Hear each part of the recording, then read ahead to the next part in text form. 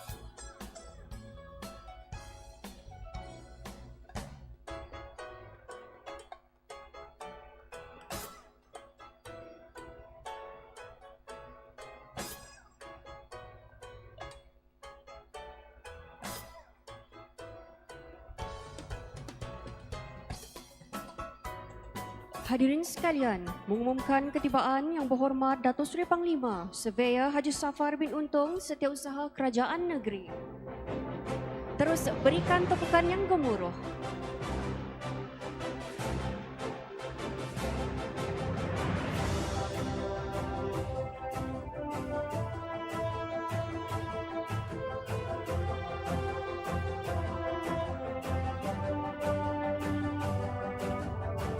Mohon Yang Berhormat Datuk Seri dan Div-Div Berhormat untuk kekal berdiri bagi nyanyian lagu negaraku dan Sabah tanah airku.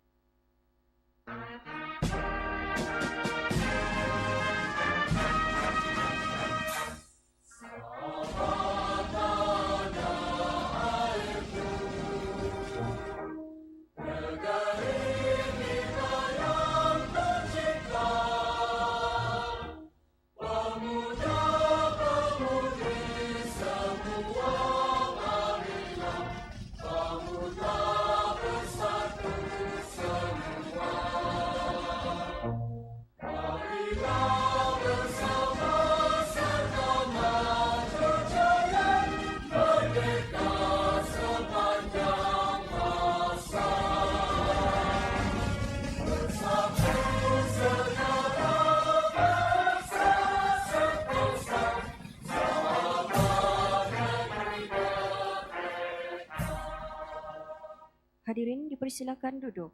Seterusnya, marilah kita bersama-sama menghayati lagu Sabah Maju Jaya dan lagu Integriti.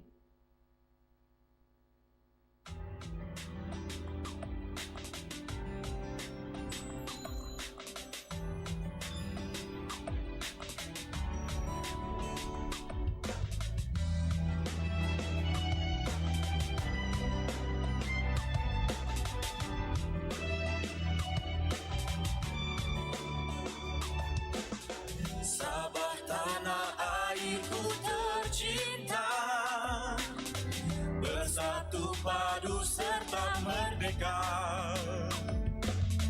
negeriku yang aman harmoni, transformasi dikecapi dinikmati, satu aspirasi, satu destinasi, visi dan misi milik kita semua.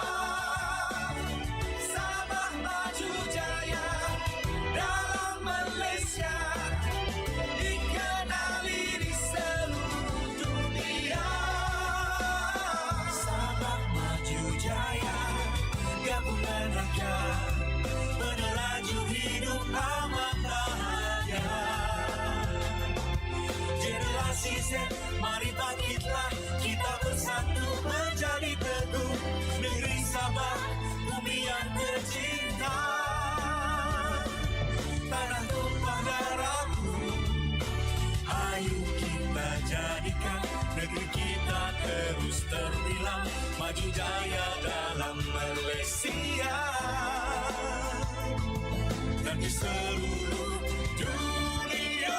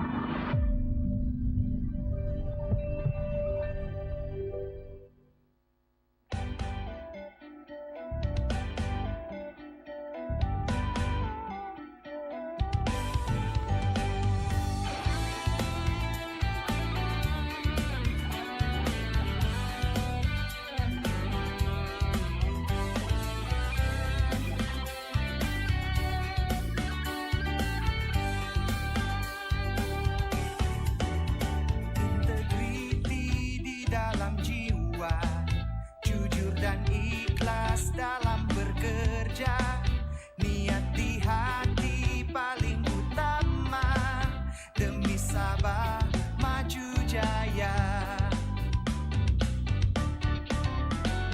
Perangi rasuah musuh utama, maruah tergadai bangsa dihina. Mari kita banteras bersama, bangkit membina bangsa bijaksana. Kejujuran, ketulusan, keikhlasan, budaya integriti jadi pegangan bersama. Amanah dan saksama jadi amalan. Nilai etika membentuk kepimpinan. Lestari integriti, jadikan satu paksi. Taat setia demi pertiwi, teguhkan jiwa kuku jati diri. Sabah maju jaya, bersatu sehati ke hadapan. Let's embed the culture of integrity. Sabah land below the wind. Sabah maju jaya, misempuru toko miso ginawo. Pasara bako ko basana di otorono. Sabah land below the wind.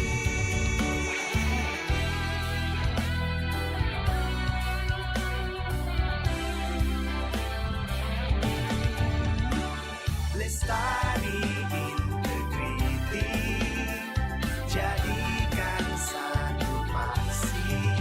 Taat setia demi pertiwi, teguhkan jiwa kuku jati diri. Lestari integriti, jadikan satu paksi.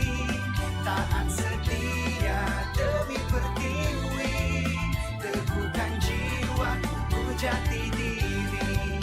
Teguhkan jiwa kuku jati diri.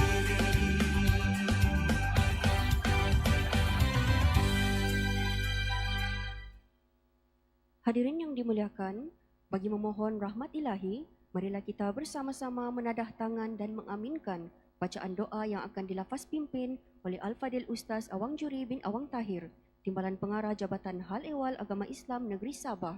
Majlis dengan segala hormatnya mempersilakan.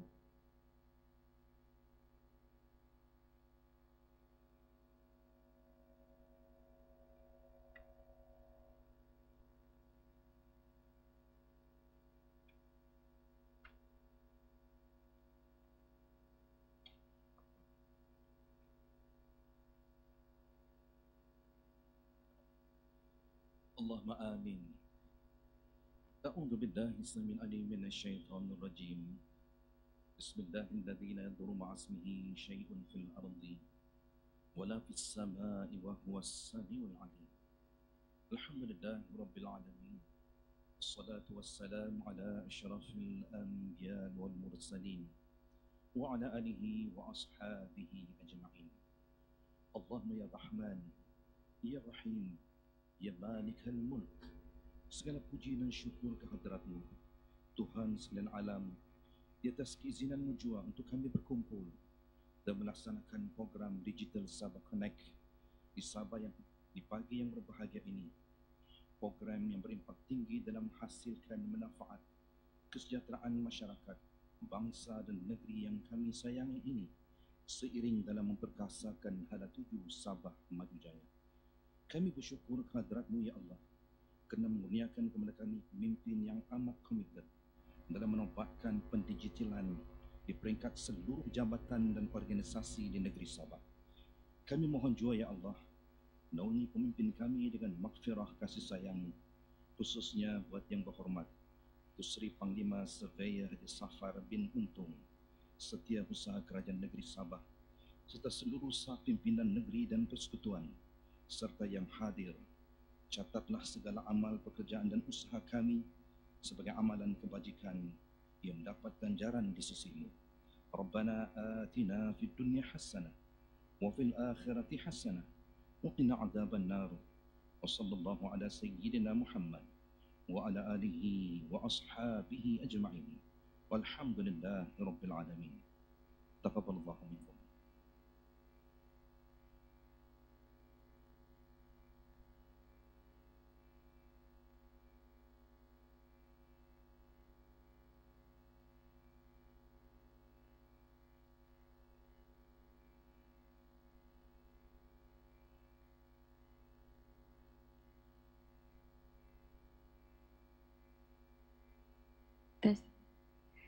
Amin ya Rabbal Alamin. Terima kasih Al-Fadhil Ustaz atas bacaan doa itu tadi. Melayang serindit di atas permatang, merbah berkicau di hujung muara. Pemanis kata selamat datang dengan izin dimulakan bicara. Yang berhormat Datuk Seri Panglima Surveyor Haji Safar bin Untong, Setiausaha Kerajaan Negeri. Yang berbahagia Datuk Nur Asia binti Muhammad Yusof, Peguam Besar Negeri Sabah. Yang berbahagia Datuk Zainuddin bin Aman, Ketua Pengarah Perkhidmatan Awam Negeri. Yang berbahagia Tuan Sabdin Ibrahim, Timbalan Setiausaha Kerajaan Negeri Tugas-Tugas Khas. Yang berbahagia Datuk Dr. Jamili Nais, Setiausaha Tetap Kementerian Kerajaan Tempatan dan Perumahan selaku peneraju pelaksanaan program Sistem EPP 2.1, Barisan Timbalan-Timbalan Ketua Pengarah Jabatan Perkhidmatan Awam Negeri, Setiausaha Tetap Kementerian, Ketua-Ketua Jabatan, rakan-rakan media serta tuan-tuan dan puan-puan sekalian. Selamat datang ke Majlis Digital Sabah Connect tahun 2023. Alhamdulillah, setinggi kesyukuran dipanjatkan kehadrat ilahi kerana dengan izinnya dapat kita berkumpul bersama-sama dalam majlis pada hari ini. Bagi pihak urus setia majlis, kami mengalu-alukan kehadiran yang berhormat Datuk Seri, Dip-Dip Kehormat, tuan-tuan dan puan-puan sekalian. Hadirin sekalian, sedikit perkongsian mengenai objektif pelaksanaan Digital Sabah Connect. Objektif program ialah Electronic Submission System for Development Projects EPP 2.1 merupakan platform yang akan mempermudahkan pelaksanaan projek-projek infrastruktur demi kesejahteraan masyarakat tempatan. Manakala penyampaian konsep Sabah Super App bertujuan untuk memperkenalkan satu penyelesaian bersepadu yang akan mengintegrasikan pelbagai perkhidmatan kerajaan untuk kebaikan semua warga penduduk, pelawat dan peniaga di Sabah. Hadirin sekalian, majlis diteruskan lagi dengan ucapan perasmian daripada Yang Berhormat Setiausaha Kerajaan Negeri. Dengan itu, majlis dengan penuh takzimnya menjemput Yang Berhormat Datuk Seri Panglima Surveyor Haji Safar bin Untong, Setiausaha Kerajaan Negeri untuk naik ke atas pentas. Dipersilakan Yang Berhormat Datuk Seri.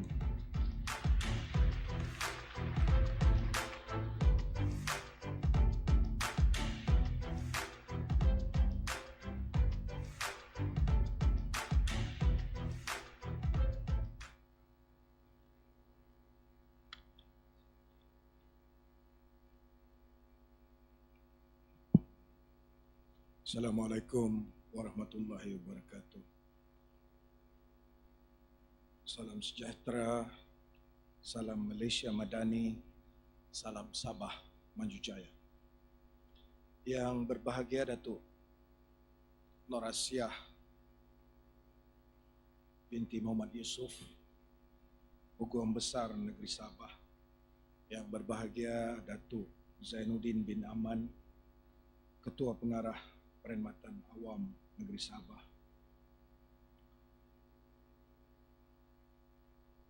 Yang berbahagia Tuan Haji Sabdin Ibrahim, Timbalan Setiausaha Kerajaan Negeri Tugas-Tugas Khas. Yang berbahagia Datuk Dr. Jamili Nais, Setiausaha Tetap Kementerian Perumahan dan Kerajaan Tempatan. Datuk-datuk Setiausaha Tetap Kementerian, Ketua-Ketua Jabatan, Ketua-Ketua JLC, tuan-tuan dan puan-puan sekalian.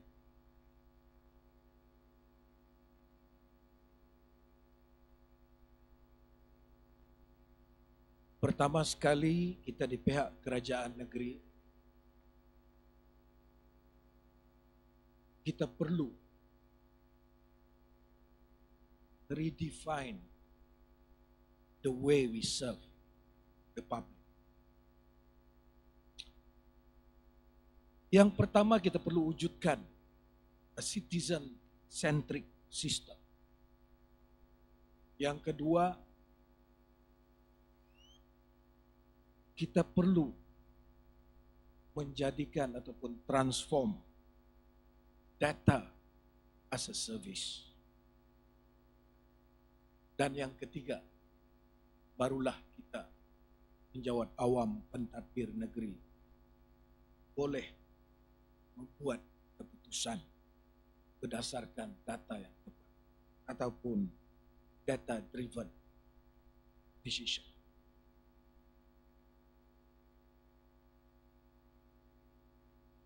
Datuk-datuk, tuan-tuan dan puan-puan, saya sudah memperkenalkan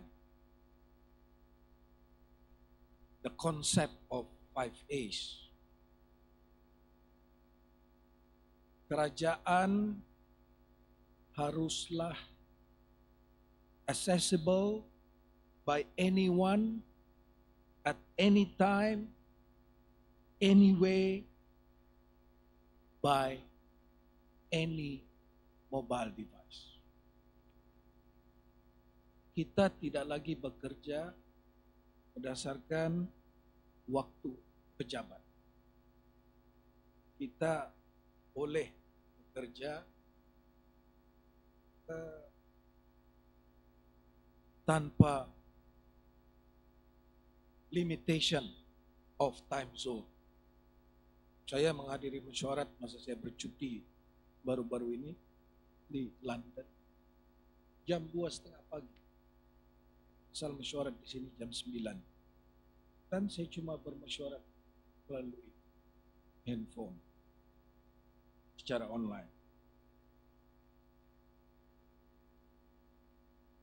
Ini saya perkenalkan pada tahun 2020 dan alhamdulillah budaya 5A ini sudah mula menyerap pada penjawat awam. Yang kedua adalah digital transformation and digital innovation. Setiap jabatan, kementerian perlu membuat digital transformation dan digital innovation dalam kita memberi perkhidmatan kepada rakyat. Dan apabila kita memberi perkhidmatan kepada rakyat secara digital, kita tidak harus lupa tentang etika kita selaku penjawat awam, yang mana saya singkatkan sebagai humanizing service delivery. Kita bukan hanya deliver the services, tapi kita pastikan bahawa the services yang kita deliver kepada public, pada citizen, pada rakyat, itu dengan penuh empati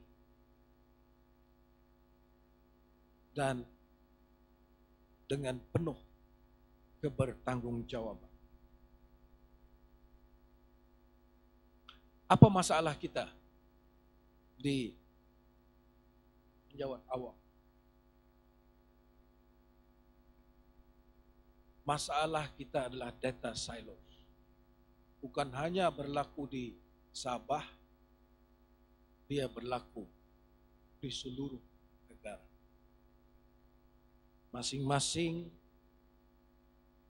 collect data masing-masing dan mereka tidak suka dan tidak mahu untuk berkongsi dengan kementerian dan jabatan yang lain.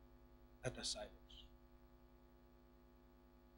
Dan di dalam kementerian ataupun jabatan ataupun organisasi GLC itu, ada lagi yang saya panggil sebagai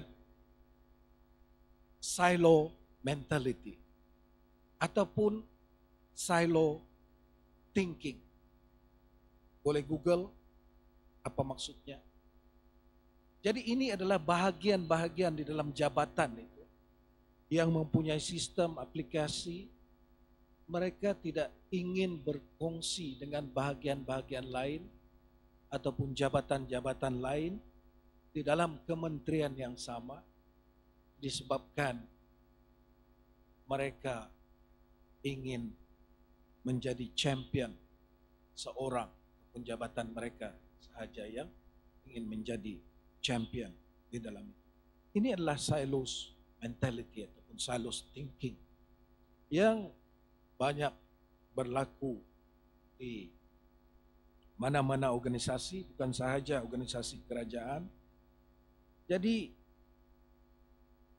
tanpa perkongsian ini, kita tidak boleh deliver our services kepada rakyat dengan memuaskan hati pelanggan kita. Saya ingin membawa kepada semua pejabat awam supaya kita sentiasa meletakkan our client, the public, people, di hadapan kita, dan kita gunakan the power, the knowledge of digital technology untuk mempermudahkan services yang kita berikan kepada rakyat. Saya ingin memberikan statistik terhadap permohonan e-license, trading license di pejabat-pejabat daerah, di 23 pejabat daerah di seluruh Sabah. E-license ini boleh dipohon pada bila-bila masa, di mana jua pun kita berada. Kita berada di Hong Kong, ingin memohon e-license, jam 2 pagi, you can apply online. Dan hasil daripada statistik itu kita dapati bahawa permohonan trading license secara online yang kita terima, kita pecahkan kepada kategori of business, dari runcit, perniagaan borong, kerja-kerja kejuruteraan, awam, makanan dan minuman, perkhidmatan, pertanian dan peternakan. Dan kita pecahkan kepada siapa yang memohon ini. Kita lihat millennial, Gen Z, Gen X, baby boomers 1 and 2, dan juga post-war, dan juga yang sudah berumur di peringkat World War II, generasi World War II. Jadi kita lihat ada statistik di sana, bilangan yang dipohon, dan kita pergi seterusnya kepada the landscape, the generation yang memohon e-license untuk perniagaan ini. Kita lihat the top 3 adalah dari golongan the millennial, Gen X, dan boomers 2. Jadi ini adalah yang banyak memohon lesen kepada 23 pejabat daerah yang kita laksanakan. Saya memaparkan ini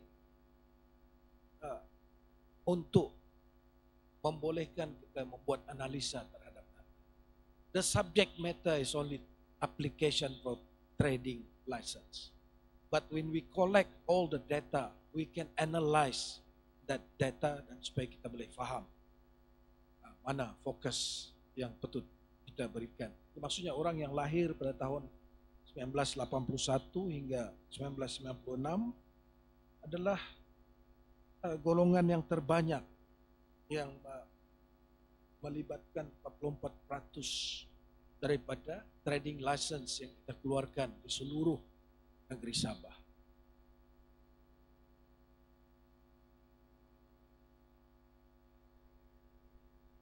Datuk-datuk, tuan-tuan dan puan-puan,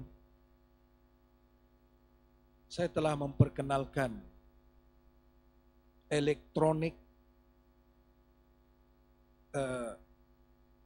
plan processing ataupun electronic planning permission, application for the development plan, planning approval.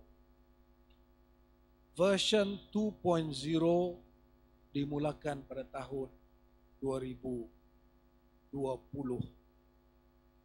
penghujung tahun 2020. Dan sekarang kita sudah berada di version yang 2.0. Saya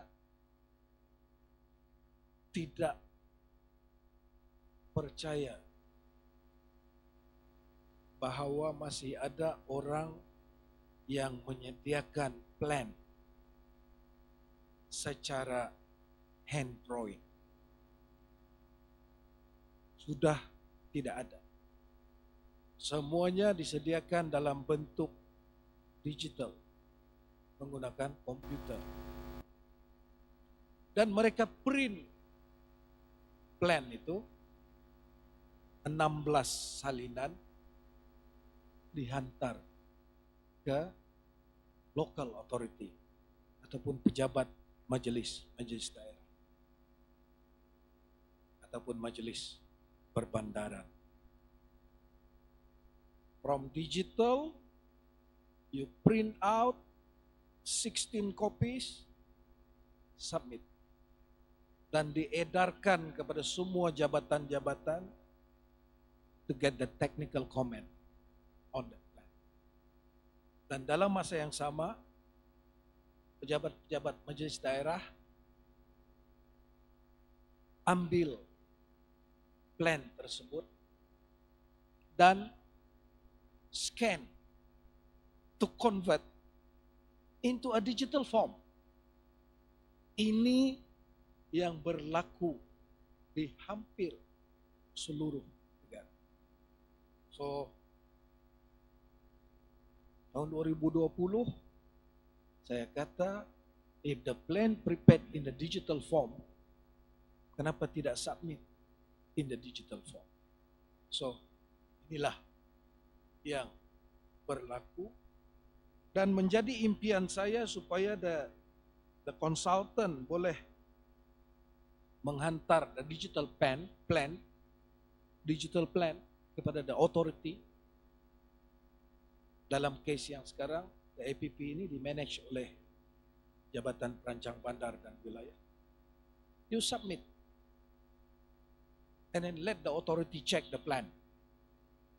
If any amendment, then we amend on the digital plan. Dan selepas semuanya fit for approval, if you still require a physical approval, then you print the plan, submit to the authority for them to put their signature, physical signature on the plan. Then solve all the issues. Jadi inilah impian kita di dalam APP 2.01 supaya kita boleh laksanakan perkara ini. Kita pergi kepada statistik. 63% active account dan ada 37% non-active account. .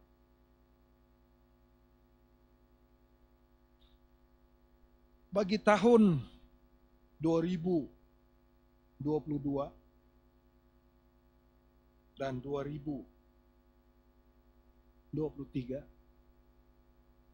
saya ingin mengucapkan tahniah kepada Majlis Daerah Keningau, Majlis Daerah Papar, Majlis Perbandaran Tawau, Majlis Daerah Penampang, dan Majlis Daerah Beaufort. Sebab inilah 5 majlis daerah yang berjaya melaksanakan dan menggunakan sistem APP versi yang sebelumnya. Manakala pada tahun 2023 kita mendapati 5 agensi kerajaan yang menerima permohonan secara digital online ini, Jabatan Kerja Raya, Jabatan Perancang Bandar dan Wilayah, Pejabat Jurukur Daerah, Jabatan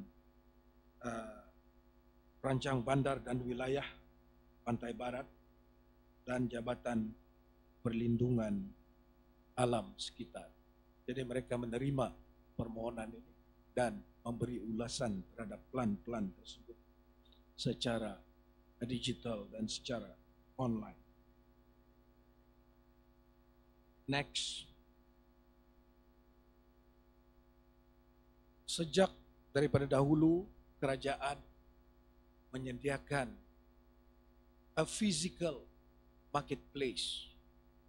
Di daerah-daerah kita sediakan kawasan tamu ground yang disediakan oleh pihak kerajaan. Dan di pekan-pekan kita sediakan pasar di daerah-daerah untuk membolehkan penduduk-penduduk kita, peniaga-peniaga kita menjual barangan hasil-hasil tanaman mereka. Pada tahun 2020 saya telah mencadangkan supaya kerajaan negeri membuat digital marketplace. Dulunya adalah tamu, dulunya adalah pasar ikan, pasar sayur dan sebagainya. Now, kerajaan sekarang terutamanya penjawat awam melalui kementerian-kementerian dan jabatan-jabatan perlu menyediakan digital marketplace untuk membolehkan rakyat dan peniaga-peniaga kita menjual barangan mereka secara online. Dan inilah transformasi yang kita buat untuk mentransform daripada analog kepada digital, daripada a physical tamu kepada digital marketplace.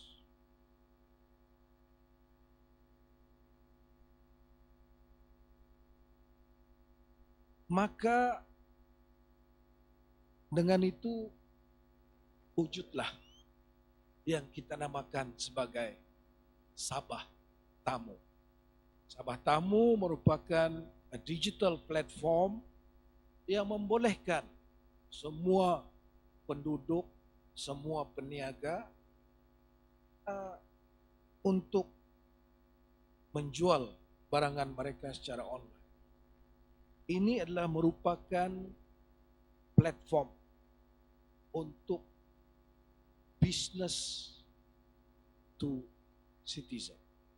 So the businesses to the citizen. Orang yang menjual, petani itu dia boleh jual secara online dan mereka boleh tawarkan produk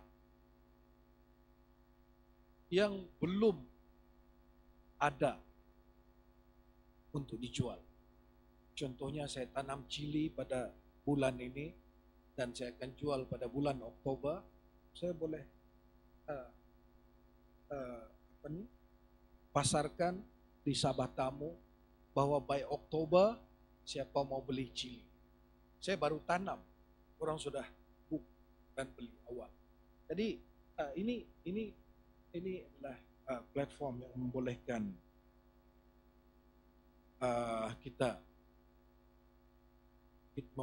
kita untuk promote the local products and services. Membolehkan kita, ini merupakan online sales channel yang boleh dibuat B2C.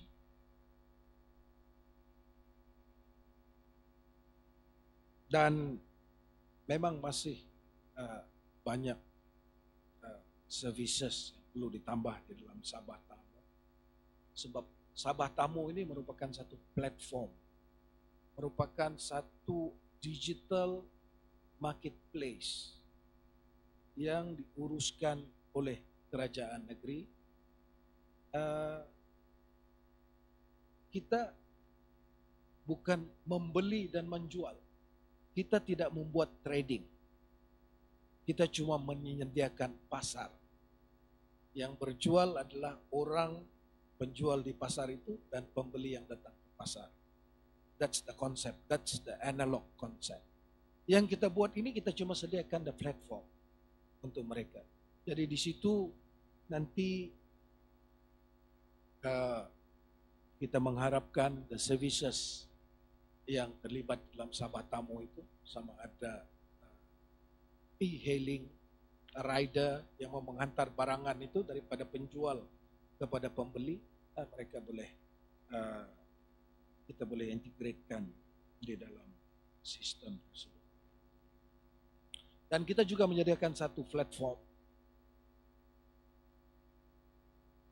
virtual engagement platform ataupun singkatannya VIP. Jadi di sini kita menjadikan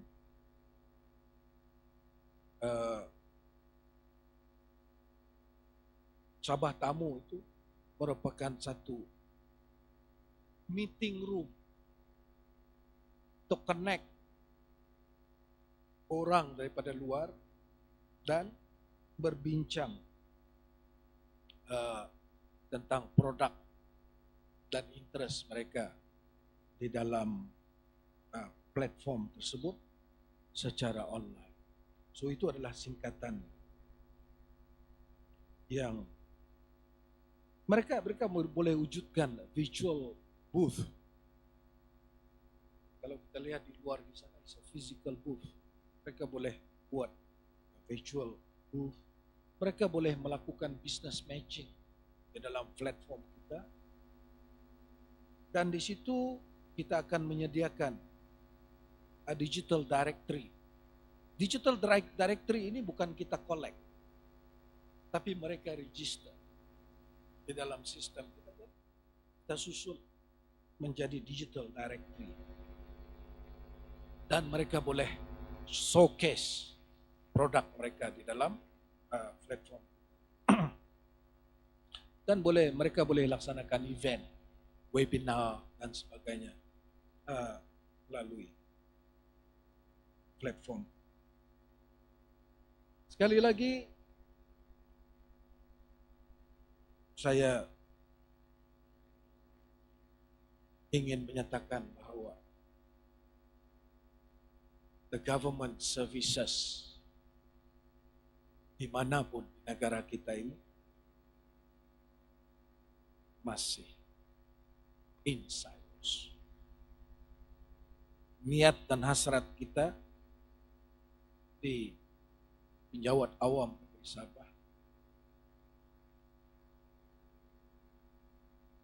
kita ingin satukan the system yang silos ini ke dalam satu exchange platform.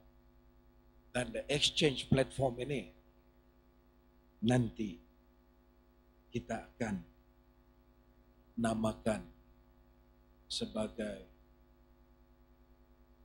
Sabah Super Apps, dan kita dalam proses untuk menyediakan Sabah Super Apps yang mana Sabah Tamu adalah merupakan sebagian besar daripada kandungan di dalam Sabah Super Apps tersebut. The ecosystem di dalam Sabah Super Apps, sebagian daripada pempamir kita adalah merupakan yang akan kita invite menjadi business partner di dalam Sabah Super Apps. Fusion X, Refcom yang mempunyai data tentang Suruhanjaya Syarikat Malaysia. So kita akan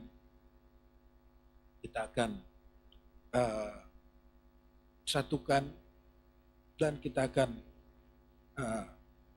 sama-sama memikirkan untuk bagaimana mereka terlibat dan bagaimana kita boleh menggunakan services mereka, dan sebahagian daripada klien itu nanti akan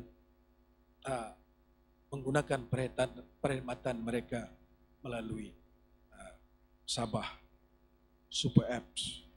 So the ecosystem adalah partners, businesses, dan juga consumer ataupun communities at large. Jadi ini sedang kita bangunkan dan prototype of Sabah Super Apps sudah pun siap, cuma belum ready untuk saya lancarkan. Masih banyak lagi komponen-komponen di sana. Kita belum berbincang dengan Refcom, kita belum berbincang dengan Fusion X, kita belum berbincang dengan pihak insurans dan sebagainya akan terlibat di dalam Sabah Super Apps. So next, the potential services di dalam Sabah Super Apps meliputi keseluruhan persekitaran online business yang ada, be it insurance, tourism, hotel industry, logistik, the payment method of payment, credit card, e-wallet, dan sebagainya. Dan ini nanti akan membolehkan kita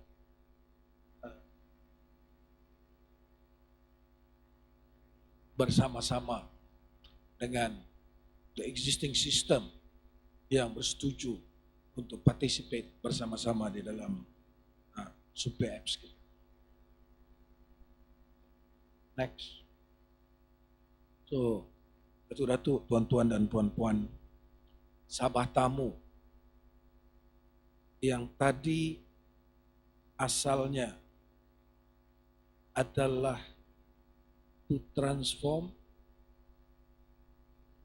analog physical tamu, physical fish market, physical vegetables market kepada digital tamu yang merupakan digital marketplace.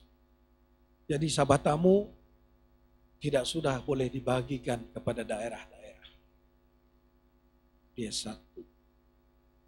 Dan dia tidak restricted to the physical boundary. Maksudnya orang daripada luar negara boleh membeli melalui digital marketplace kita, Sabah tamu. So, datuk-datuk, tuan-tuan dan puan-puan, next adalah menjadi harapan saya supaya kita menggunakan peluang, ruang, ilmu pengetahuan dan teknologi yang ada pada ketika ini untuk membolehkan kita menjadi fully connected in the future. Dan di dalam kita melaksanakan memberikan services secara tidak face to face, tidak bersemuka, ini tidak akan menjejaskan perkhidmatan kita dari segi empati terhadap masyarakat yang kita beri perkhidmatan, berlandaskan konsep humanizing service delivery to the public secara digital. Dan kita di pihak kerajaan akan sentiasa responsif to the needs daripada citizen dan juga daripada the business community. Dengan kata-kata demikian, saya dengan ini merasmikan Digital Sabah Connect tahun 2023. Terima kasih Yang Berhormat Datuk Seri atas ucapan dan peresmian itu tadi. Mohon Yang Berhormat Datuk Seri untuk kekal berada di atas pentas bagi acara seterusnya. Majlis dengan segala hormatnya menjemput Yang berbahagia Datuk Zaiduddin bin Aman, Ketua Pengarah Perkhidmatan Awam Negeri, dan Yang berbahagia Datuk Dr. Jamili Nais, Setiausaha Tetap Kementerian Kerajaan Tempatan dan Perumahan, bagi bersama-sama Yang Berhormat Datuk Seri untuk naik ke atas pentas.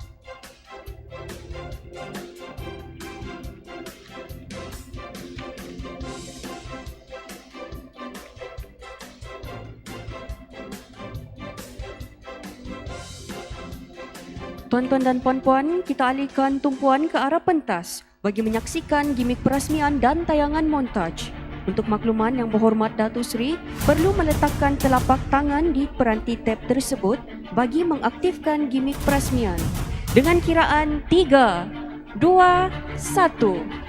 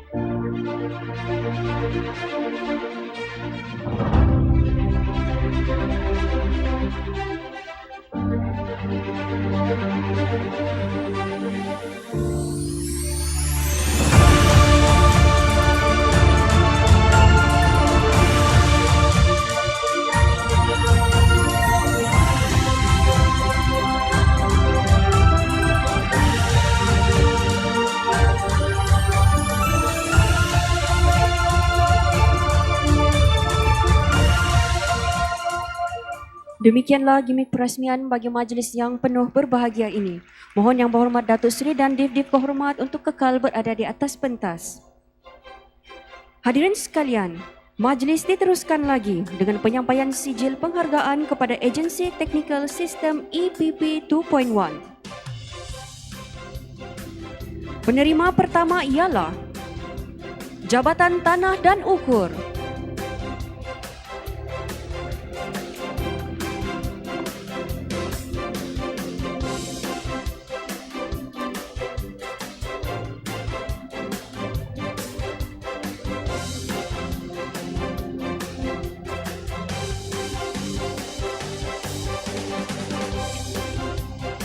Seterusnya, Jabatan Perancang Bandar dan Wilayah.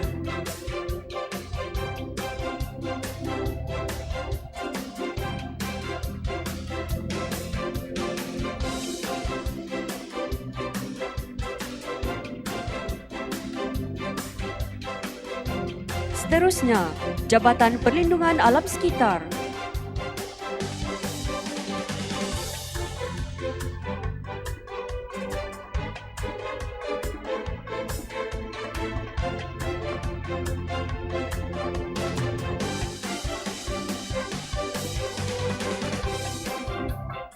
Seterusnya, Jabatan Perkhidmatan Pembentungan Sabah.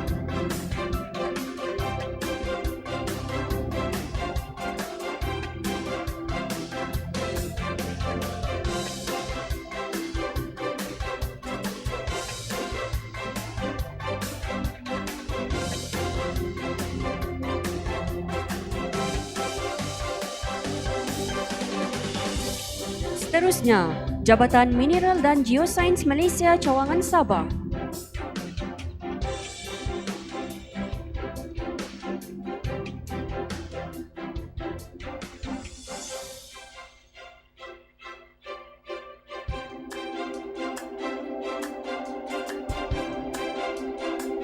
Seterusnya, Jabatan Kerja Raya.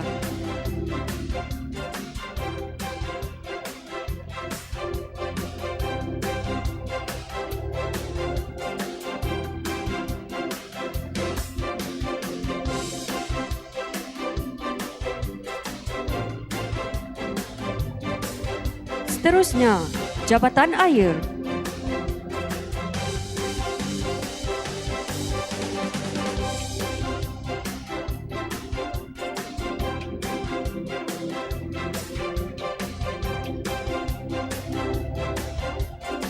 Seterusnya, Jabatan Pengairan dan Saliran.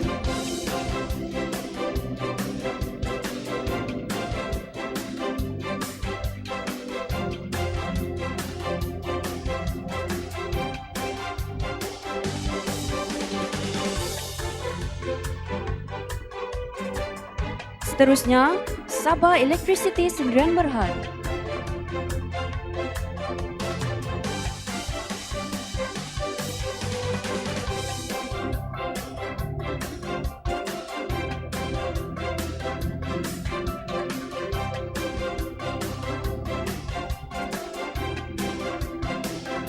Seterusnya, Suruhanjaya Komunikasi dan Multimedia Malaysia.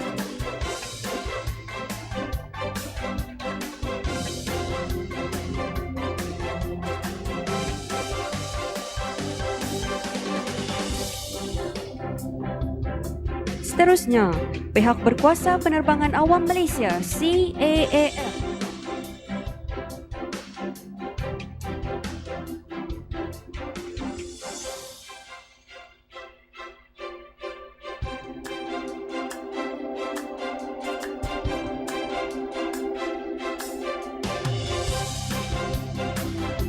Seterusnya, Jabatan Kesihatan Negeri Sabah.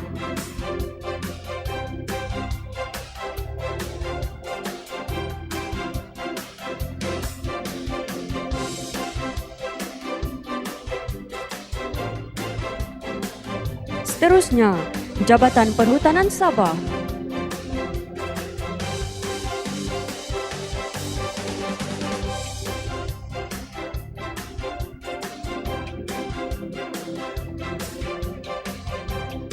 Dan akhir sekali, Jabatan Bomba dan Penyelamat Malaysia Negeri Sabah.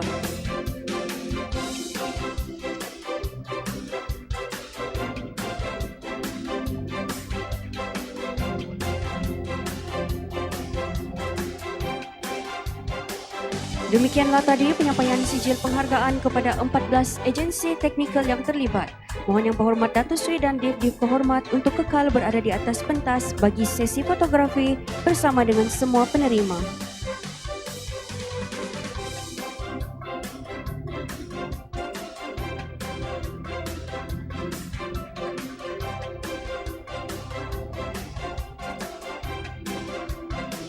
Terima kasih Yang Berhormat Datuk Seri dan dijemput Div-Div Kehormat untuk kembali ke tempat duduk.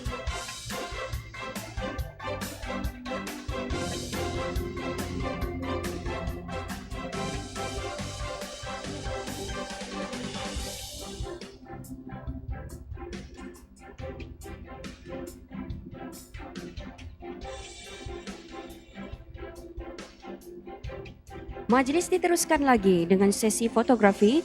Dijemput jurugambar rasmi untuk mengambil kedudukan di atas pentas. Dipersilakan.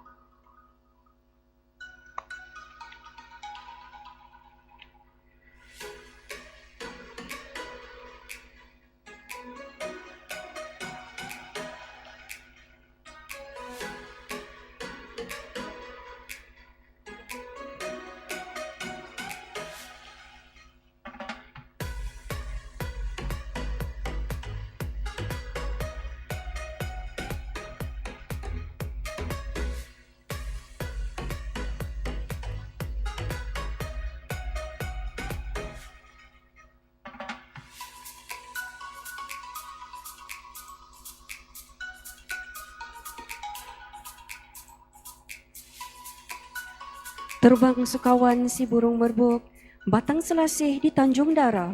Padamu Tuan kami persembah santapan kasih juada mesra. Dijemput div-div kehormat tuan-tuan dan puan-puan untuk menjamu selera.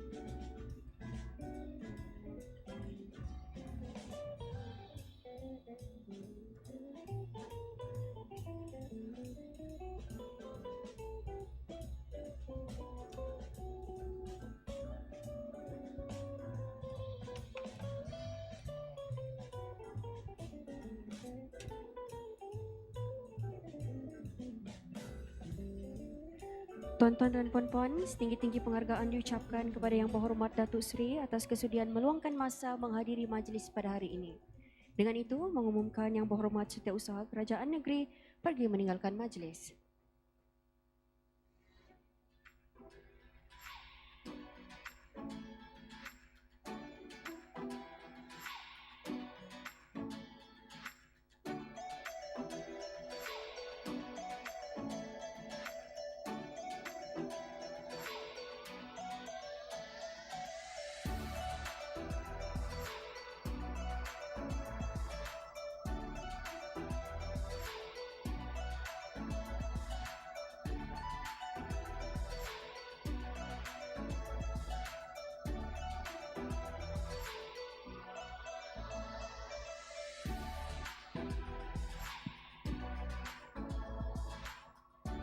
Untuk perhatian hadirin sekalian, diminta untuk jangan meninggalkan Dewan terlebih dahulu kerana kita ada segmen bicara di mana ada 4 orang panel khas yang akan memberikan taklimat.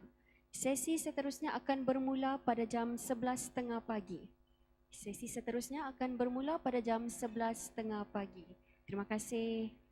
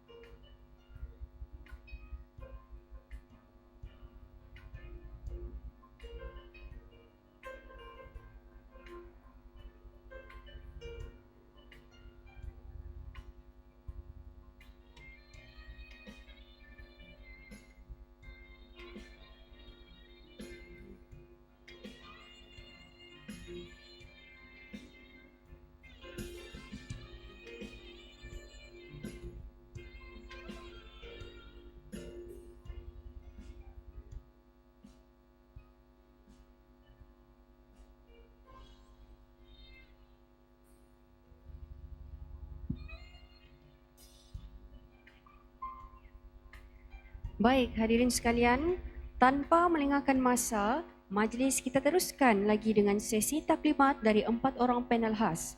Oleh itu, dijemput Puan Doria Tai Yun Ting, Pengarah Bahagian Kerajaan Digital bagi sesi taklimat pertama dengan tajuk Sabah Digital Government Innovation 2024 Journey So Far. Dipersilakan.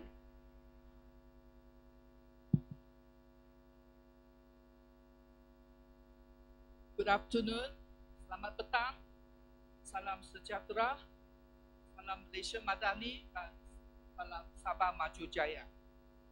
Thank you first of all for staying after lunch. Hopefully, the four of us, we can give you a good explanation or briefing about what is happening or what will be happening in digital government. So, my title is Sabah Digital Government Innovation, SDGI 2024. So this is the roadmap planned by Datuk SKN when he took up the office back in 2020. So my job as the first speaker is to explain the journey so far, have an idea where we are and where we want to move towards. So the story started about right after our section established within State Public Service Department, pandemic struck, and that's what happened in entire world, that we are affected by the pandemic. And we learned a lot of lessons from the pandemic, and that is that we need data for the COVID-19 Disaster Management Committee to make good decision and fast decision. So our section department was involved to create some simple module so that we could collect data fast, especially from PBT, dari Majlis Daerah, dari Pejabat Daerah. So all the information passed to our headquarters so that we could put it on a map to explain what are the situation. Are we able to show any slide?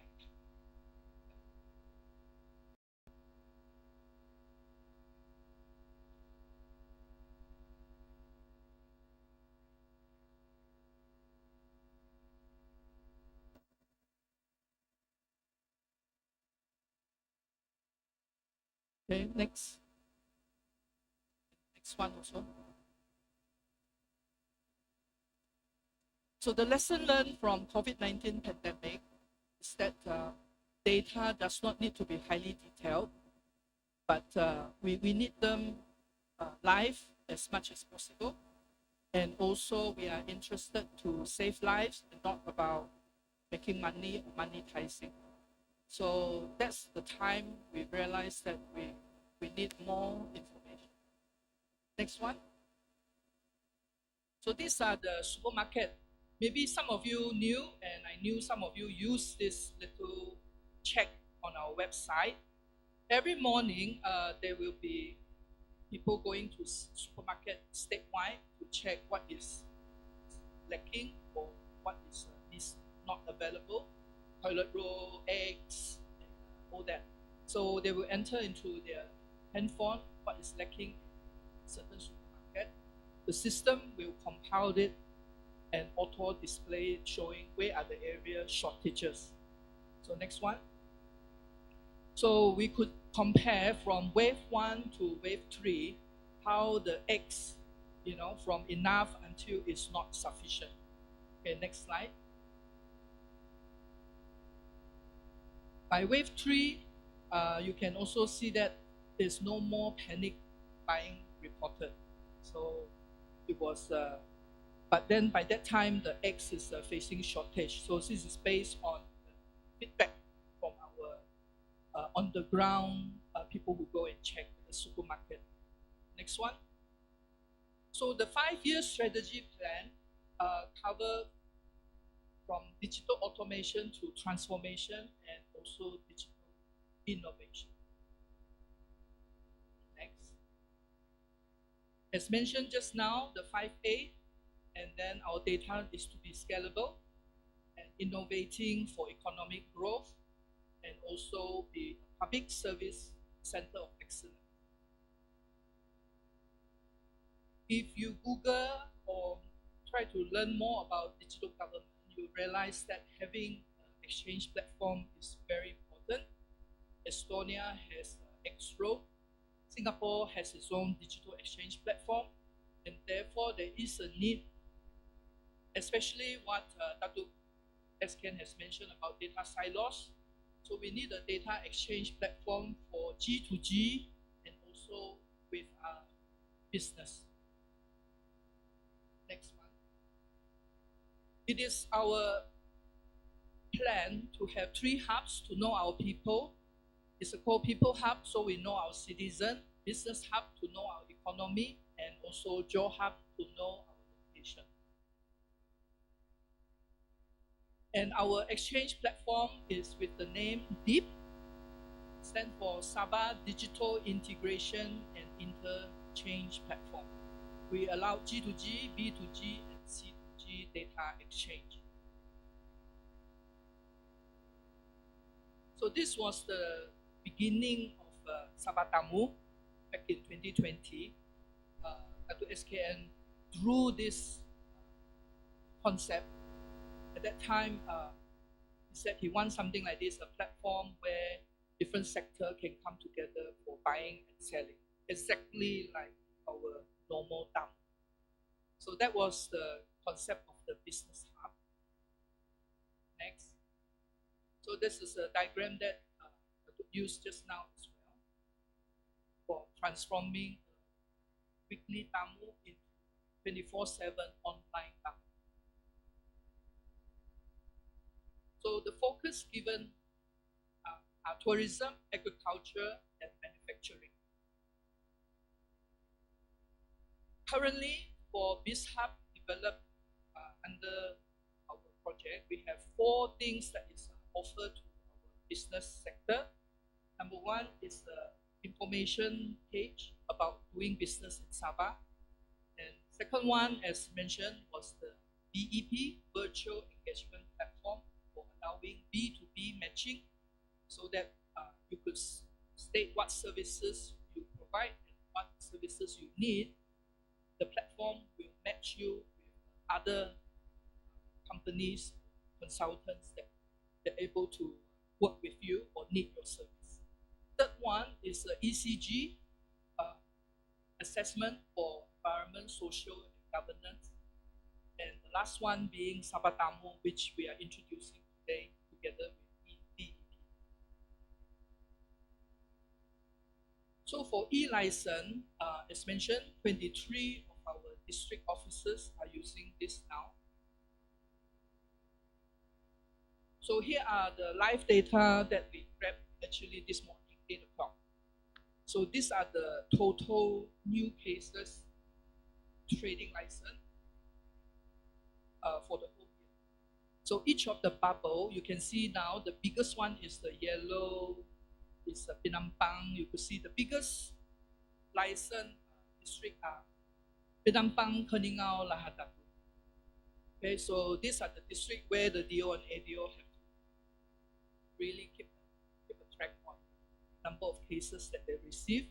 Paid means they have completed and it's approved. The next slide will show the renewal cases. Oh, okay. So these are the top 5 business. For Pejabat Daerah Penampang, we get a few that district. Most of the trading license are focusing on the juruteraan Awam engineering work, F&B services, and also engine, a lot of other work. Okay, next one. So in Lahadatu is kedai runcit, pertanian, makanan minuman, kejuruteraan Awam, and Perkhidmatan. So every district has its unique portfolio of businesses that are top registered, and we could see the same pattern. Majority held by millennial, and also Gen X. So this one is for Beaufort. Okay, similar kind of thing. Next one. So for EPP, what we can understand after implementing it for 2 years, here are some of the data that we have. So Datuk highlighted, we have 37% of our users not active. They're not active in the account. So we want to thank IEM, LJS, and also PAM. Because of them, they are the one that assist the landowner to submit the application. So we could see that the land surveyors are the one that uses it the most for submitting subdivision plan. Next one. So this is submission by year. In the beginning, when we launched it as a version 2, that year we registered 30 plans submitted.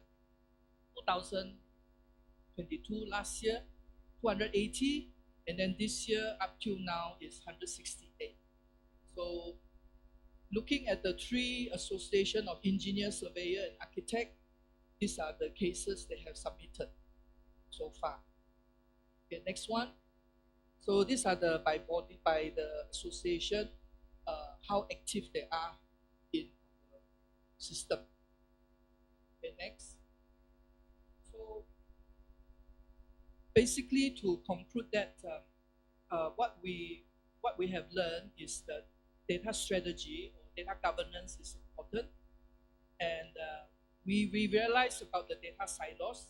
That's something we hope to encourage more data sharing. And then secondly, for our motto is we think big, start small, but we grow fast. Okay, using agile method to scale up our process project. And we have a strategic roadmap that is our approach is the whole of government approach. So we try to solve most of the problem as whole of government. And finally, with the strategy, we will be able to drive socio-economic growth for the state. Thank you very much.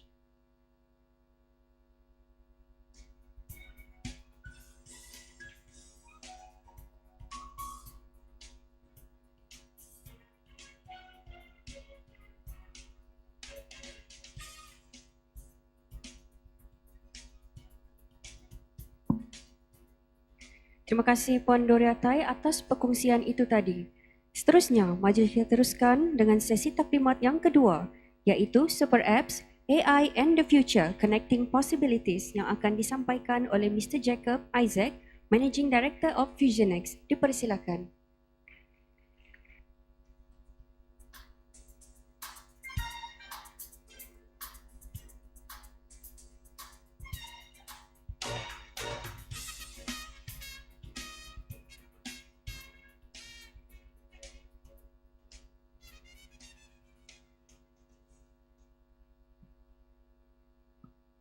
Good morning, everyone. It's an honor to stand in front of you here today to share about super apps, artificial intelligence, and connecting various possibilities. My name is Jacob Isaac. You can call me Jacob or Isaac, whichever is easier. I am the Managing Director of FusionX in the space of new technologies, not old technologies, yeah, so it's new technologies. And we are the party that is involved in the super app development, integrating with Sabah Tamu as well. I don't have a deck of slides in front of me here, but I do have a few stories to share with you. And I'm going to begin with a story that happened quite a while ago. And anyone who knows me knows that I actually truly respect and idolize my dad. He was my super dad. He was brave, determined, and never gave up in whatever he tried to accomplish. And I suppose I molded my character according to him over the many years to arrive where I am today. Of course, along the way, I had a few tweaks and a few enhancements of my own. And because I followed him and modeled myself against him, I became very alike to him. And I think that my mom really liked me a lot because I think she saw my father in myself, the younger version at least. I think I was her favorite. And I used to play badminton quite a lot, and I played competitive badminton and represented Selangor when I was in my teenage years. And my dad used to accompany me quite a bit as well, traveling around the country, not around the region, but around the country back then.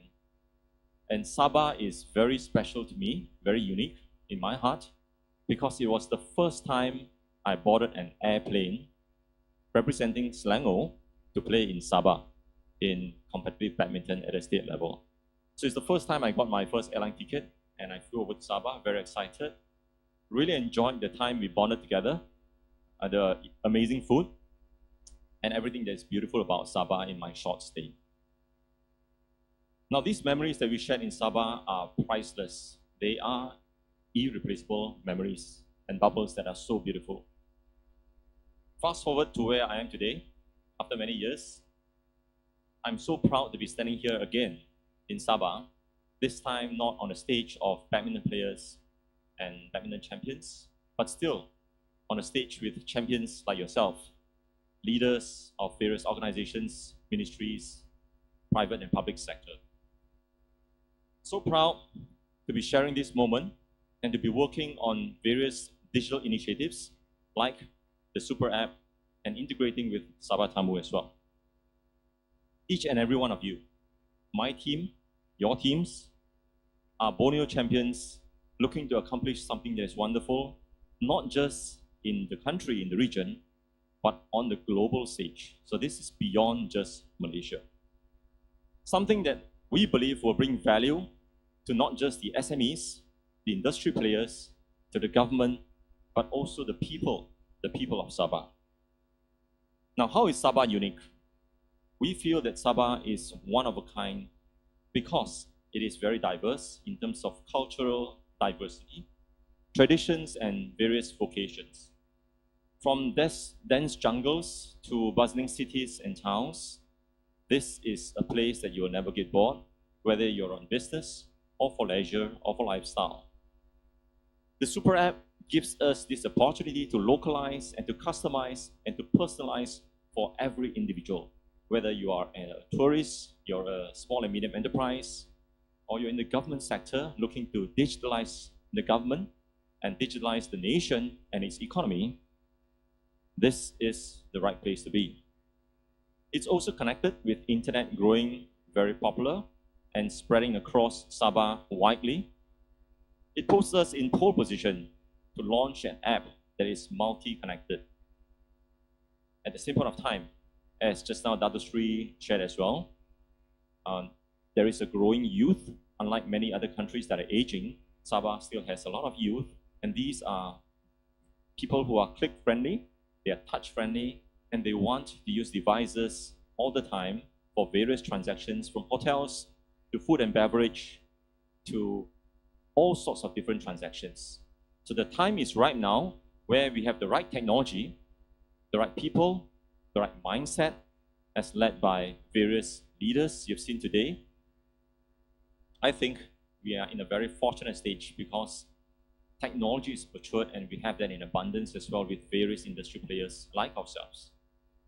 Now, why use the Super App? Why not Silos app? Just now, Datuk Seri touched about silos as well a bit, and I think you would have gained some level of understanding across the many years that when you use something that is silos-based, you create silos data sets. And that's a problem because as time goes by, you create more silos databases which you will find very hard to derive any meaningful insights upon. Globally, we have more than 9 million apps today. Imagine, that's a lot of apps to download and undownload and delete. So if the app is not interesting enough, if it is not powerful enough, if the performance is not sleek enough, you can be sure that the newer generation will be very, very inclined to delete the app. And that is why if you're maintaining too many apps, it becomes a bit of a hindrance for people to download and to maintain. We believe that what Sabah is looking for, like many other geographies as well, is a unified experience. So instead of having to download so many apps, just use one single app of course, it doesn't replace whatever. So it's not about replacing them, it's about unifying them in one singular experience where it is smooth and slick for everyone to use, whether they are foreigners, they are locals, or they are business people. At the same point of time, you want it to be well integrated with various applications and functionalities.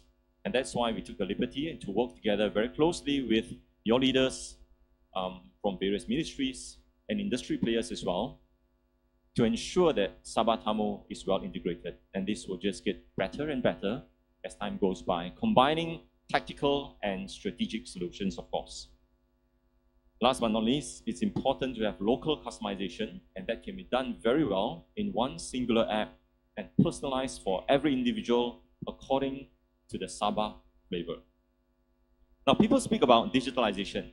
We say that all the time, whether it's in the government industry or the private sector, we should digitalize. But what is it that we can do? What are the various initiatives? There are just so many. And it is our fervent belief that if this is not a worthwhile initiative to digitalize, where it combines the power of small and medium enterprises, even large organizations, the government sector, and the people of Sabah, then what else is worth to be digitalized? Now, when you encroach into the ecosystem play, it is a very different play as compared to software, hardware, or just another mobile application. It's fast to develop a mobile application, as many people would think, but in reality, in order for you to have a mobile app that can take center stage in the global platform, it is very, very hard to compete at that level. You need very powerful computing power, you need marketing, because people will not miraculously find the app on their own. You need to announce to them and publicize to them, and that all is major investments. So, how far are we willing to go? How far is Sabah willing to go to ensure that this initiative is a successful one? Because as in everything, the rule of inertia says that whenever you're trying to accomplish something, there will be a lot of different parties and factors that stops you along the way. There will be naysayers who will tell you, not so easy, it's very tough, I've tried this before, I've seen this before, it's failed numerous times. They will not believe you. And why should they believe you? They won't. Because they have had past experiences so many times where they tried to launch an ecosystem thinking it is just a mobile app, thinking it is just another application built by some software developers or freelancers that can take the world by storm. And they have failed many times and seen friends fail as well. So these naysayers will be very persistent and very, very sure. And they will try to convince you, your superiors, your partners, that this won't work until you prove it to them that it does work. And how do we do that? The only way of proving to them is to ensure that we are persistent enough, determined enough, brave enough, and tenacious enough to ensure that until we see it being successfully monetized and bringing various advantages to organizations, SMEs, industry players, and the people of Sabah, we have to relentlessly work on it and not give up. Because an ecosystem play like this will definitely bring all sorts of challenges in terms of people onboarding, user experience, performance, where you see it just keeps on turning on forever, various enhancements, debates in terms of modifications and PRs. There are just so many factors that can derail you from the original objectives of this beautiful baby. We need to be sure that we are as tenacious, if not more tenacious, than the naysayers and the stumbling blocks that we are about to face. We believe at FusionX, together with the Sabah government, together with the people, we believe that we can, and we will ensure that we will not rest until it is successful. But we need all of you to believe as well, to work towards the same goal of creating an app that we are proud of. So my friends, my compatriots, let us be tenacious, brave, and determined enough to make this happen. This app, this super app, is for the Sabah people and everyone that is welcome to use this app. May they enjoy something that is unique, personalized, high performance, and with great functionality. Thank you, and all the best in embracing digitalization, empowering local communities. Thank you.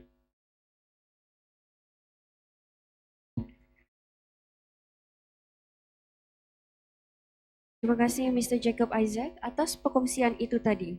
Baik, kita teruskan lagi dengan taklimat seterusnya dari Tuan David Agustin, Ketua Penolong Pengarah Bahagian Kerajaan Digital dengan tajuknya Transforming Development Planning EPP 2.1. Dipersilakan.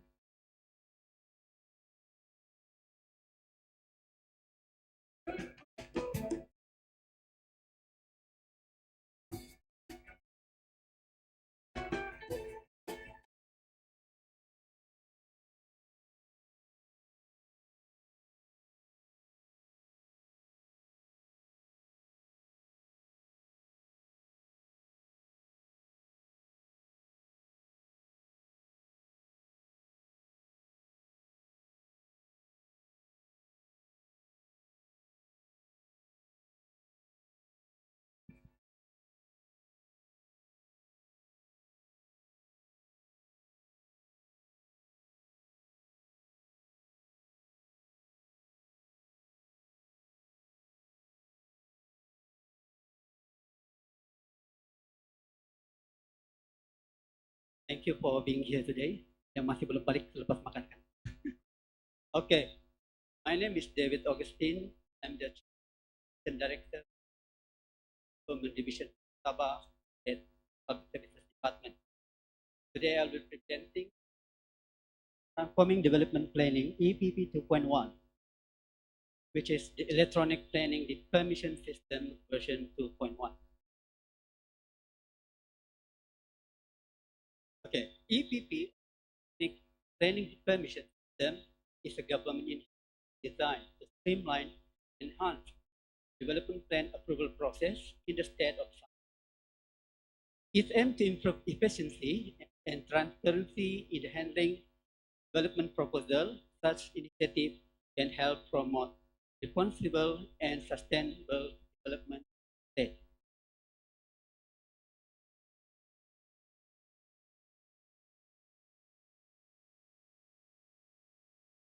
EPP is an electronic system. EPP is an electronic system application system designed to streamline and facilitate the process of obtaining planning permission and development plan approval as long as they can adhere to the specified conditions. It is significantly reduce bureaucratic hurdles and expedite the approval of process for various development projects.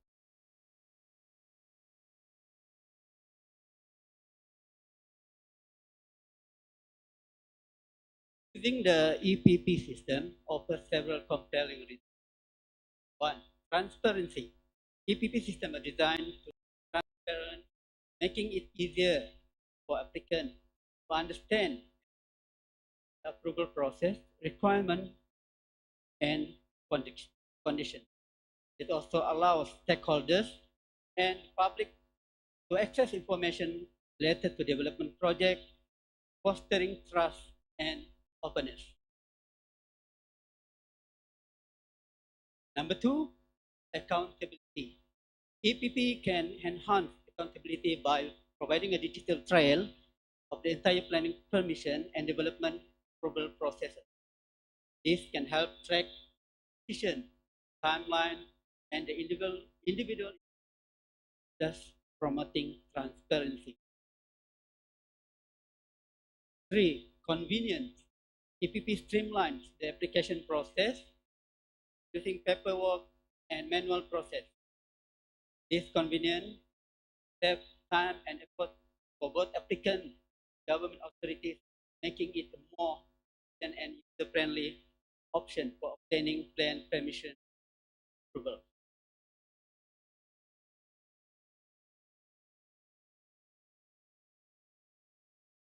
There are two types of applications that can be processed by the EPP system. One, proposed development. This category covers application for new construction project and significant modification to existing structures. The EPP system would help streamline the approval process for such development. The second one is amalgamation and subdivision. This category actually pertains application involving merging or subdividing land parcels.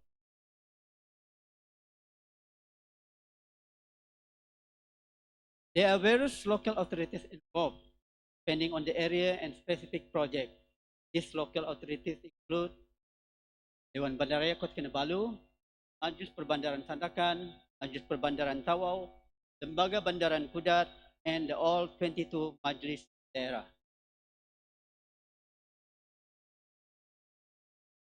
EPP system is currently open for qualified consultant. Only qualified consultant, which is registered with the following Association of Sabah: Malaysian Institute of Architects, Cawangan Sabah, the Institute of Engineers Malaysia, Sabah Surveyors Board, the Malaysian Institute of Planners. And the technical agencies involved are as follows: Jabatan Perancang Bandar dan Wilayah, Jabatan Kerja Raya, Jabatan Tanah dan Ukur, Jabatan Pengairan dan Saliran, Jabatan Air, Jabatan Perkhidmatan Pembentungan Sabah, Jabatan Perlindungan Alam Sekitar, Jabatan Perhutanan Sabah, Jabatan Mineral Geoscience Malaysia, Jabatan Bomba dan Penyelamat Malaysia Sabah, Pihak Berkuasa Penerbangan Awam Malaysia, Jabatan Kesihatan Negeri Sabah, Sabah Electricity Sendirian Berhad, dan Suruhanjaya Komunikasi dan Multimedia Malaysia. These technical agencies represent various aspects of regulatory compliance and public safety in the context of development planning and construction projects. Their involvement is crucial to ensure that the project is carried out safely, sensibly, and in compliance with the local laws and regulations. Collaboration and coordination among these agencies, along with the use of EPP system, can help streamline and the approval process and enhance transparency in development planning. As for now, here is the summary of the registered users based on their categories. Technical agencies, 758 registered users. Local authorities, 18 registered users. 148 registered users. And the others, 255 registered users. In total, there are 1,161 registered users in the EPP system. These users are distributed across various roles and responsibilities, including applicants, technical expert, administrator, distributors, and support staff depending on the specific function and features of the EPP system. The distribution of users among technical agencies, local authorities, and other categories reflect the diverse stakeholders involved in the planning, permission, and development. To ensure that all relevant parties can access and interact with the system as needed. Okay, next.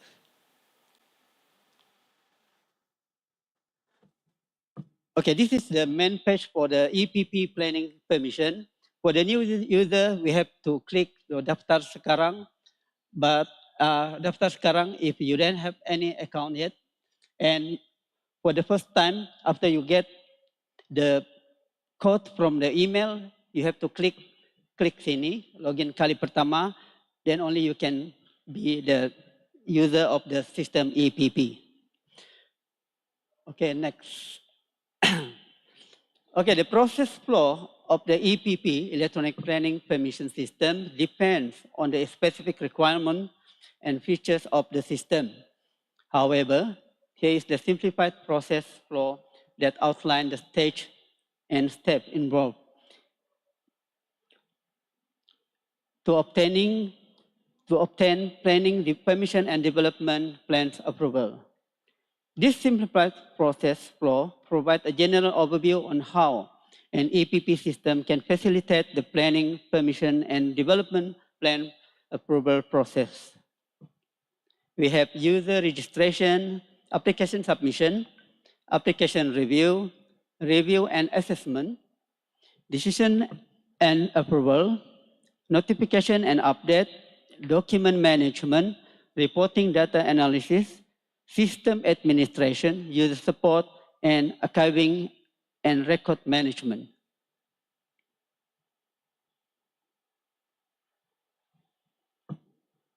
The statistic on the status of zone verification result as of 2023 diluluskan. There are 88 zone verification applications that have been approved. These applications have met the necessary criteria and authorized for the proposed use of development within the specified zone. There are 4 ditolak, whereby the 4 zone verification applies that have been rejected. This means that this application did not comply with zoning requirements or other relevant regulation and have not been approved for the proposed use or development. This result indicates that outcome of the zone verification process, where the majority of applications have been approved while a small number have been rejected. Approved applications signify compliance with zoning regulation, allowing the proposed development to proceed as planned. The rejected application indicate non-compliance with zoning regulation and will require further consideration or modification to align with the requirement.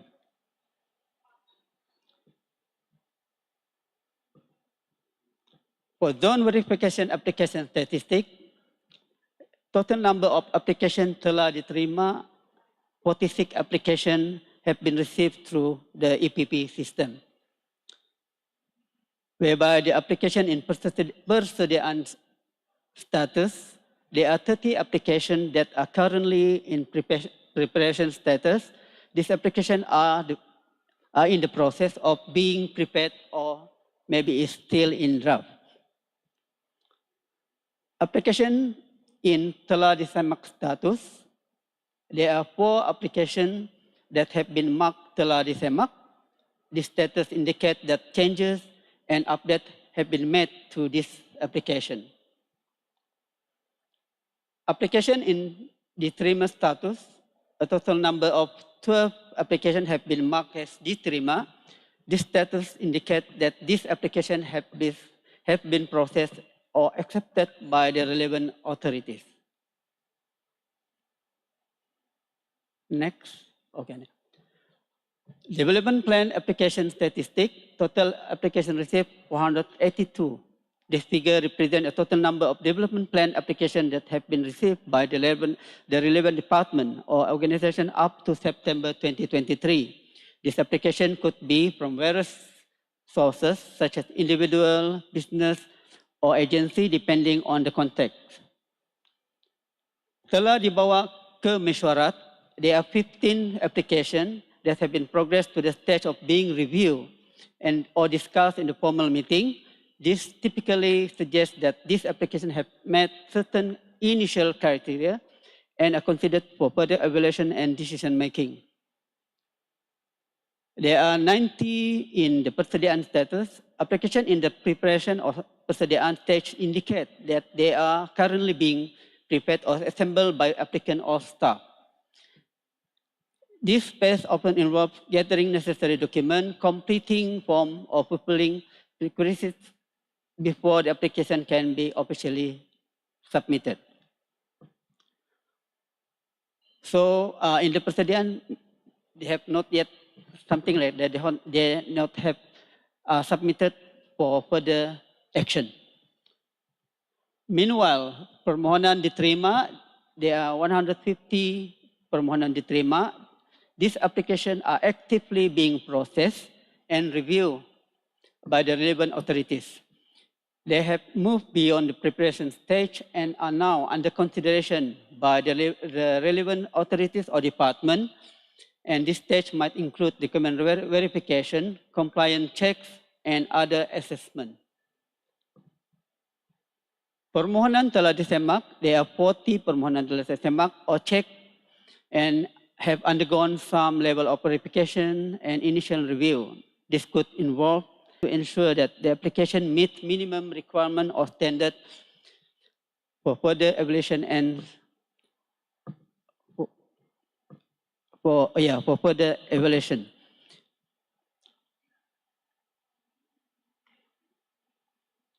Okay, this is the screenshot of the where we can see the stages permohonan telah diterima, permohonan disemak, dihantar ke agensi. They can be seen by the KKTP staff. Okay, next. Statistic of Development Plan application result as of 2023. Overall of 2023, total result of the plan of Development Plan application of 1092, but there are 55 pertanyaan kembali which are queried by after the meeting, and there are 36 approved and 1 ditolak.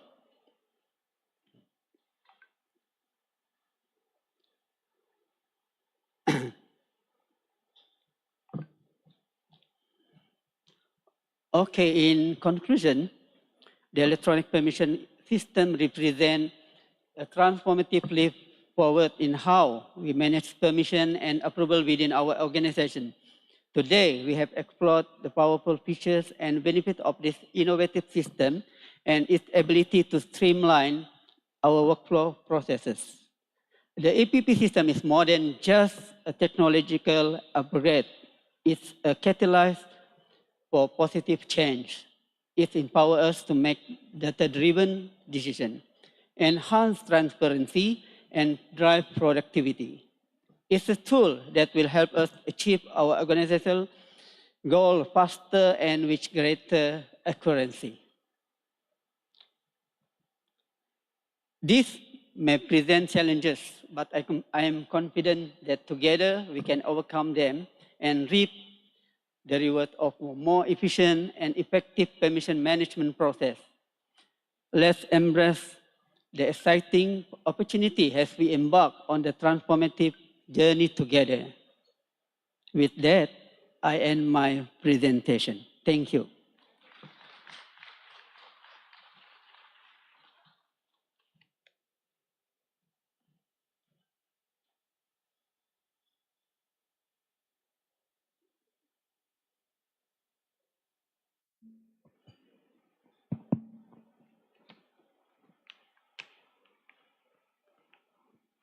Terima kasih Tuan David Agustin atas perkongsian itu tadi. Hadirin sekalian, majlis kita teruskan lagi dengan sesi taklimat yang terakhir yang akan disampaikan oleh Miss Chin Wei Jen, Business Development Manager FusionX dengan tajuknya Empowering Local Business Introducing Sabah Tamu. Dipersilakan.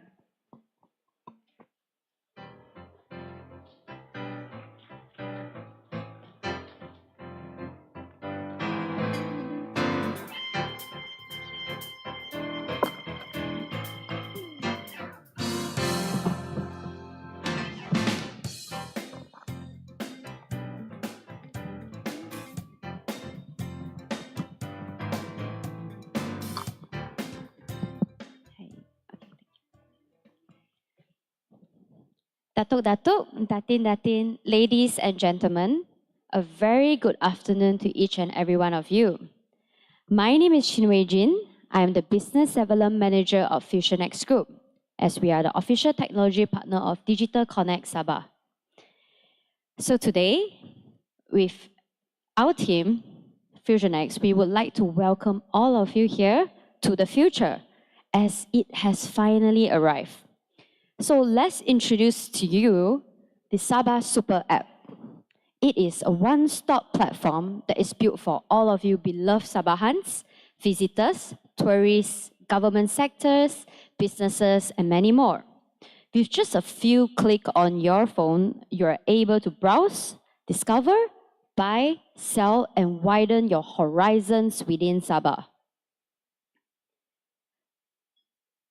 So, why Sabah Super App? There are a couple of reasons, and the first one, it is really mainly a platform for the people. So it's a platform that serves 3.5 million of Sabah's population and 3 million of tourist visitors per annum. So prior to the pandemic, Sabah did a fantastic job by achieving a total of 3.7 million tourists in 2018. And even last year, during the pandemic recovering phase, they have achieved 1 million in 2022. Of course, this number is projected to grow more, and we are confident that it will continue growing. Next, connecting Sabahans, tourists, and business digitally. This is crucial as it can enhance engagement, improve efficiency, and increase productivity. Moving on, through this app, we are able to improve visitors' access to Sabah information, engagements, and transactions which boost Sabah's overall economy.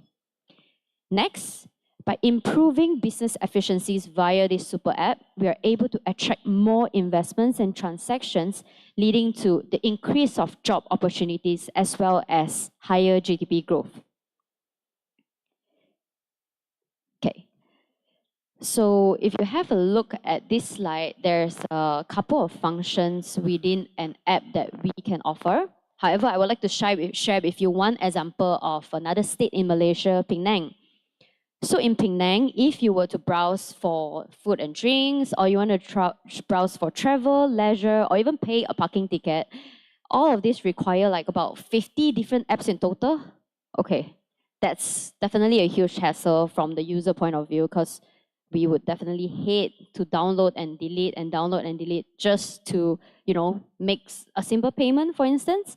And from the business point of view, to have 50 different apps requires a lot of marketing efforts, and it is really cost consuming. However, through Sabah Super App, which is the future, you are able to make all the payments. So imagine 50 different apps that can be removed from your phone, and only one app, which is Sabah Super App on your phone. You're able to access like introductions to Sabah, you get to pay street parking, you get to do travel planning, you get to even complain and feedback on public structures. So yeah, moving on. Okay, sorry. Moving on. Some of the key features within this Sabah app is first, it will have a comprehensive information hub. The users will be able to stay up to date with all the latest happenings in Sabah, real-time traffic, forecast weather conditions. Through this, we are able to predict and also plan a better traveling journey for us. Next, a space and facilities booking. So as this super app will be function 24/7 and it will be able to access by the users, anyone can reserve facilities that they want and even register for any events at any time, anywhere. Next is e-government services. So we all know that from time to time, it is really hard for us to have any direct connection or contact with the government because they are very busy and it's hard to reach out to them. However, when there is this service on this super app, you're able to check application criteria, make billings, submit permits, business registration. It's going to make the contact within us and the government even easier than ever. Moving on, it's the community engagement. Citizens are allowed to voice their concerns, give their reviews, participate in surveys, and also connect with local organizations and initiatives. Next, recreational exploration. This will definitely save a lot of people's time, especially a lot of arguments as to where you go and eat with your partner or your family, because through this app, you get to have curated recommendations for dining, entertainment, local attractions, and cultural experiences. I don't think there will be a dull day or a dull weekend in Sabah, and this will definitely boost the tourism. Digital payments. Through the super app, you're able to make payments for parking, utilities, ticket purchase, and shopping. And this definitely simplifies the financial transactions, reduces the need for cash, contributes to a more secure and efficient financial ecosystem.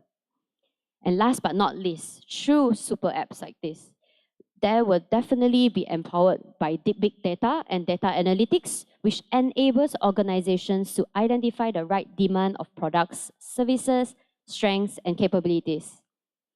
This will help serve the right target audience, which enhance resource allocation, improve city services, and a higher quality life for residents. So now we're gonna show you how Sabah Super App will look like from your end. And I will be playing a demo right now. So this is the homepage on how it looks like. And when you browse, you get to see recommendations of restaurants. You get to read about Sabah. You get to access government services. You get to see what are the up and coming events within Sabah itself. And next, so as I mentioned earlier, regarding the curated experience for F&B, you get to browse categories, for instance, by seafood, local delights, Japanese food, cafe. Definitely save a lot of hassle to crack your brain. So for instance, we want to try out the restaurant Sri Malacca. I click on restaurant Sri Malacca. There will be a description into what this restaurant has to offer. And you will get the exact address and the direction which linked you to either the Google Maps or Waze. In that case, you can sort of figure out whether is it far or near from where you're at and decide whether there's somewhere you want to go. Besides that, you can have a look at their menu, whether it suits your appetite. And if it does, then next, you can make a reservation right away. So this is the first example on F&B usage via this super app. And next, so event calendar. Every week or every month, if there is an event that's happening in the city, all this will be displayed on the event calendar and users are able to access, register, and participate. So for instance, Asian Bird Fair 2023. Asian Bird Fair 2023, you get to read what is this event about, whether it's something of your interest, and there will be sponsors information below. I believe that this will be a win-win situation for both sides, for the users as well as sponsors as well. So your company can be shown there and the users will know about your company, which is a good marketing reach, I think. Moving on, you get to see what are the latest news within Sabah via category. Let's say you want to have a look at education, exhibitions, telco, etc. You can, via this super app, get all the latest information and updates and highlights. Okay, so next, I would like to introduce you one of the main highlights of this Sabah super app, which is Sabah Tamu. So Sabah Tamu is an initiative by the Sabah government to help assist and grow local Sabah merchants into a bigger market. So not just locally in Sabah, but also East and West Malaysia. So when you are browsing the super app, you're able to see what kind of restaurants, like I mentioned, but you can also access Sabah Tamu right away. And inside Sabah Tamu, you get to choose what kind of product and services that you're interested in, and you get to check out like the latest promotions and discounts in various kind of merchants that's out there to offer. And then from this Sabah app itself, Sabah Tamu app, once you click in, you get to access the same thing that you see on the super app, and you get to choose and pick and read the product in details. So for instance, this me, you have all the product descriptions, you have, but once you're interested, you have decided, okay, this is something I want, I proceed to checkout, I read the shipping and all. So just to highlight that Sabah Tamu supports West Malaysia as well as East Malaysia. Then you click on the link, place order, and payment successful. Once everything has been confirmed and payment has been made, you will be able to receive an update on your page that payment has been accepted. And furthermore, after the process of payment being made, you get to receive that your shipment is being shipped out and the shipment is ready for you. So we strongly encourage that Sabahans to utilize both of these platforms that the Sabah government has put in amazing initiatives in. We hope that everybody will be on board this Sabah Super App and Sabah Tamu soon. So together, let's make Sabah a digitally vibrant state. Thank you very much.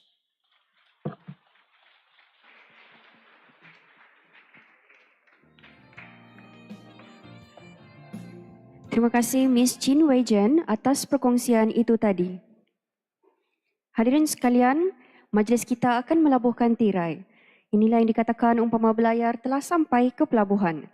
Setinggi-tinggi penghargaan diucapkan kepada semua yang terlibat dalam menjayakan majlis pada hari ini. Sekian saja dari saya, Hania Rafi, pengacara anda sepanjang majlis ini berlangsung. Semoga berjumpa lagi di majlis akan datang. Assalamualaikum, salam sejahtera, salam Malaysia Madani dan salam Sabah Maju Jaya. Untuk makluman hadirin semua, sebelum meninggalkan majlis, ada goodies disediakan di perkarangan Dewan. Jadi jangan lupa ambillah. Okay, terima kasih.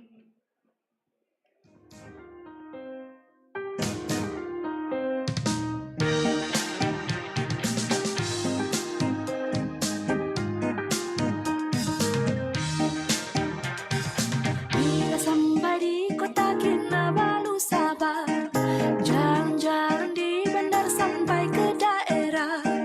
Limpasi aki, limpasi odu, senyum-senyum, senyum-senyum, senyum. Mula-mula kau akan bingung, lama-lama kau akan faham senyuman Sabah. Mari kita semua